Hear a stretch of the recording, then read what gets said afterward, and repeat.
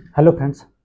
Active passive के बारे में बड़ी इंपॉर्टेंट चीज़ें आपको बताता हूँ, बड़े ध्यान से सुनिएगा कि एक्टिव सबसे पहले एक्टिव का जो रूल होता है वो कोई भी टेंस हो या मॉडल वर्ब्स हो तो सबके रूल जो होता है वही वास्तविक रूल एक्टिव का माना जाता है। जैसे ही can eat food, I may go now या I am going to school, इस प्रकार के जो सेंटेंस होते हैं वो एक्टिव के ही रूल माने जाते हैं। उसमें सबसे पहले नंबर 1 सब्जेक्ट आता है, नंबर 2 पे वर्ब आती है और नंबर 3 पे ऑब्जेक्ट चला जाता है। अब यदि इसको पैसिव में बदलना है तो जैसे हमने सब्जेक्ट को 1 2 3 लिखा है तो इसको 3 2 1 करना है। ऑब्जेक्ट को सबसे आगे ले लेना है, वर्ब बीच में रह जानी है और सब्जेक्ट सबसे लास्ट में चला जाएगा। बस इसमें जो वर्ब होती है पैसिव में वो सभी के साथ हमेशा थर्ड फॉर्म में रहती है। फिर रूल नंबर 2 है कि एक्टिव में थोड़ा सा हम इसको बढ़ा देते हैं। सब्जेक्ट है, उसके बाद हेल्पिंग वर्ब आती है, उसके बाद मेन वर्ब आती है और उसके बाद ऑब्जेक्ट आता है।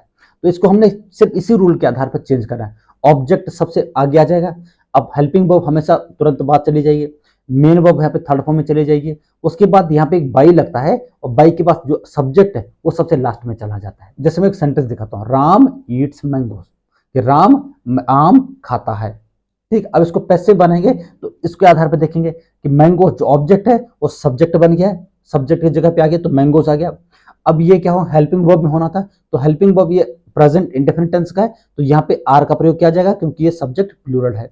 उसके बाद वर्ब जो ईट्स थी अपनी वर्ब की फिफ्थ फॉर्म एस और ईएस के साथ जो प्रयोग हो रही थी वो यहाँ पे वर्ब की थर्ड फॉर्म में चली जाएगी, ईट्स का इटन हो जाएगा। उसके बाद ये बाई लगना है, जो सब्जेक्ट जो लास्ट में दिया गया उससे पहले लगना था, बाई लग गया और जो यहाँ पे सब्जेक्ट था वो लास्ट में चला गया। क्लियर है, तो mangoes are eaten by Ram, इस प्रकार से हो जाएगा। उसके बाद सबसे इंपॉर्टेंट बात है, आप इसको देखिए, ही आस्क्ड मी, उसने मुझसे पूछा।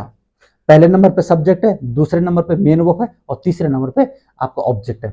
अब ऑब्जेक्ट यदि सब्जेक्ट की जगह पे आएगा, पहले नंबर पे आएगा तो वो सब्जेक्ट का ही काम करेगा और कोई चीज सब्जेक्ट के तौर पे काम करेगी तो अपने सब्जेक्टिव फॉर्म में रहेगी। तो मी का जो सब्जेक्टिव फॉर्म होता है या नॉमिनेटिव केस होता है वो आई होता है। ठीक है, अब यहाँ पे हेल्पिंग वर्ब ये पास्ट इंडेफिनिट टेंस है तो यहाँ पे वर्स का प्रयोग किया जाएगा क्योंकि सब्जेक्ट सिंगुलर है। वर्ब जो यहाँ पे सेकंड उसमें नंबर पे आ रखी है ये थर्ड फॉर्म में रहेगी यहाँ पे।